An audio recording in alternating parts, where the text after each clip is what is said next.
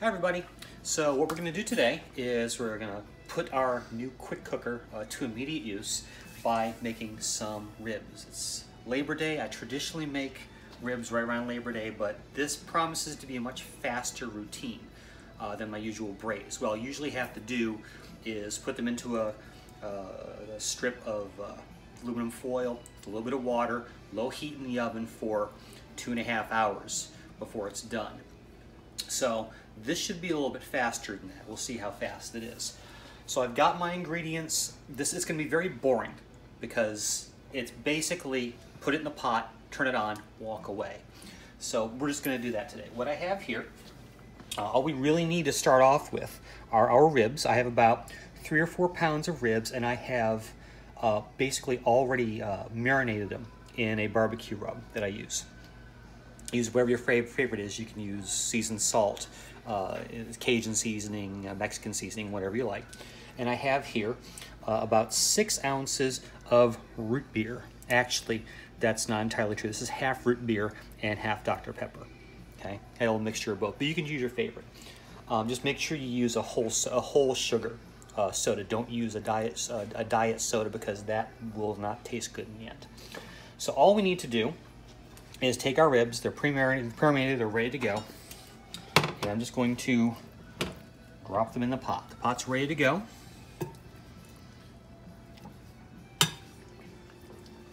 Pretty straightforward process here. There's no finesse to it at all, just dump it in.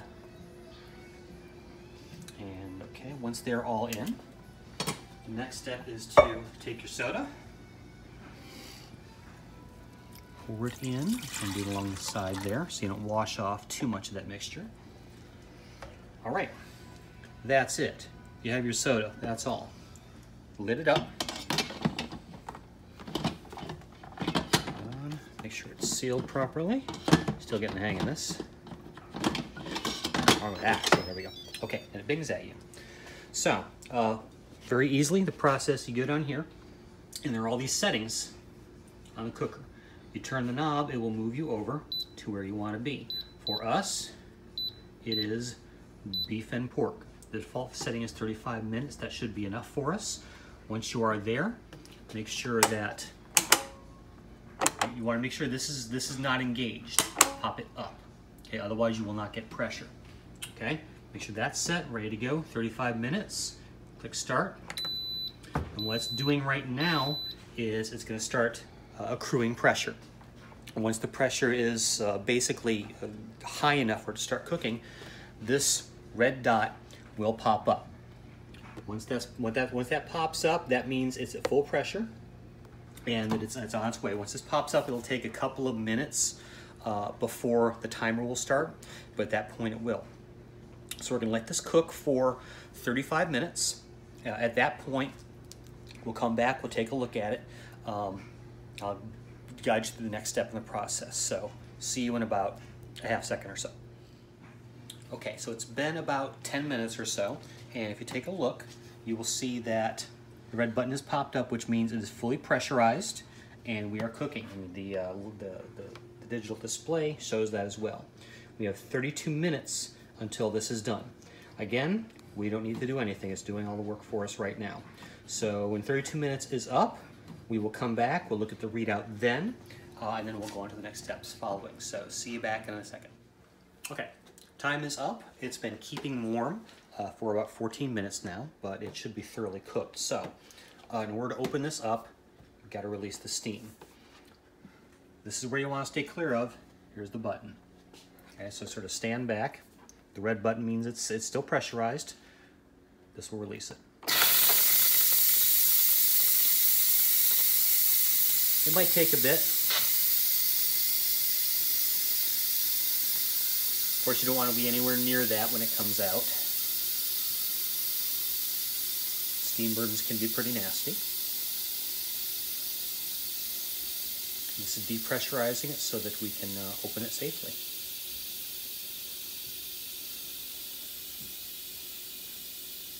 If we let this sit for a little while longer, that would have basically cooled down enough as to where the pressure would have decreased slowly.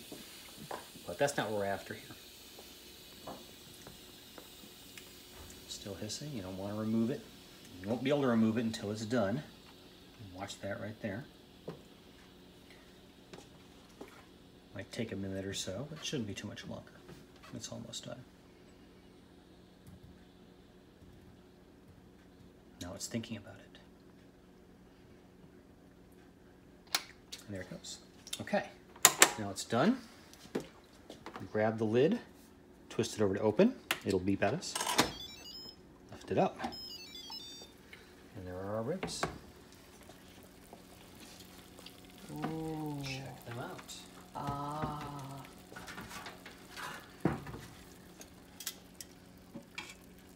Definitely falling off the bone, as they say. I gotta be careful as I take them out because they're doing just that.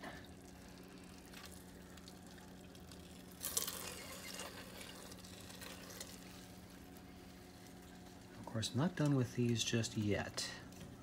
So I'm gonna go ahead and take a few minutes and remove all these. Once I do that, I'll bring you to the next step. Okay, so I'll be back in a minute. Okay, so the next step is to prepare our sauce. Pretty straightforward. What you want to do is clear everything out. The X button will do that. And you'll want to scoot over to the sear function. Once you are there, click Start. And this will heat the inside so we can cook with it open. So I'm going to add a cup of the reserved juice from the ribs. And I'm going to add a cup of, well, your favorite barbecue sauce. I've got a couple different things in here, plus a little bit of sriracha for a little spice there. Now what you're going to do is sort of stir this up a little bit and grate everything. Get all the little bits of meat off the bottom. And this is going to start to heat up and it's going to start to reduce. When it's nice and thick, you want to pull this off and put it into a container where we'll get ready for the next step. Now there's one step beyond what I'm going to do with this, and I'll go over that in a second.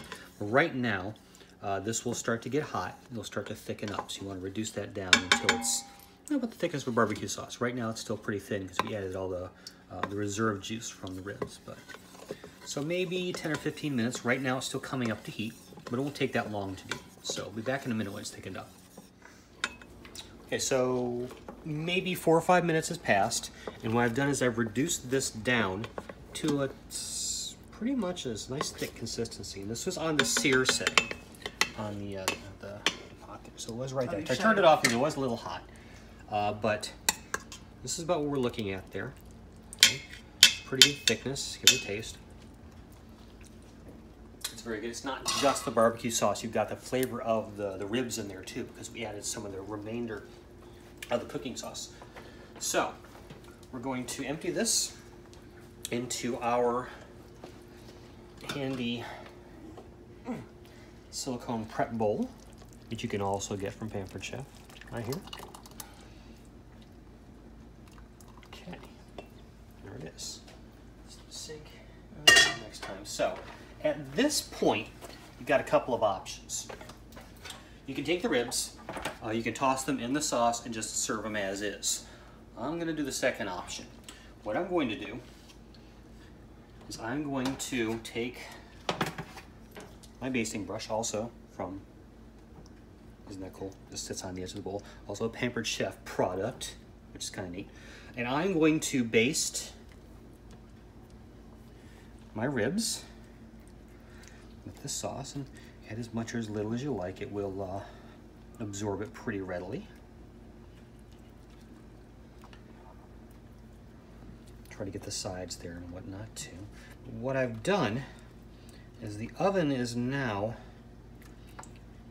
ready to broil. I have the broiler on. It's been on for 3 or 4 minutes or so.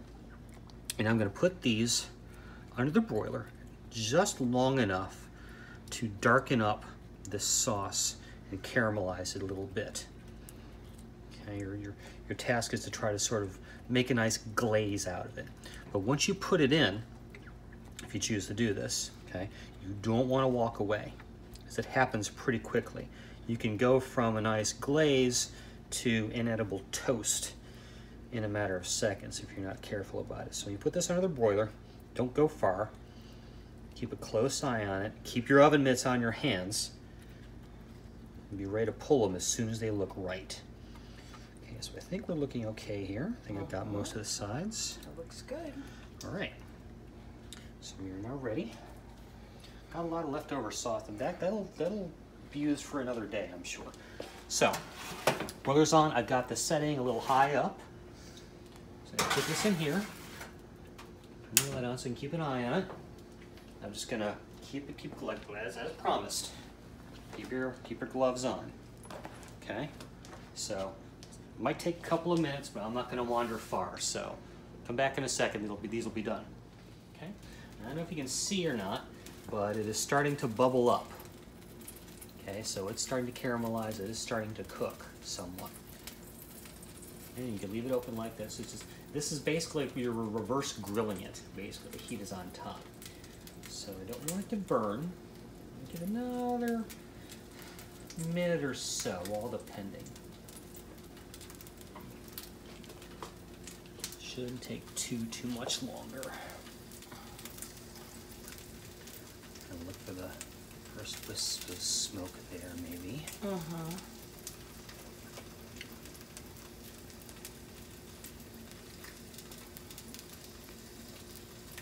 See, this is gonna create some nice flavor. Let's take a look real quick. Almost. I always pull it out too early. I'm always so concerned about burning it that I pull it out a little too early and I don't get the glaze that I want. So I've got to sort of train myself to step back and be a little more objective if I pull the ribs out of the oven. I haven't burned them yet, so. Okay. Being patient. They smell incredible. Okay, that's good. All right, so there they are.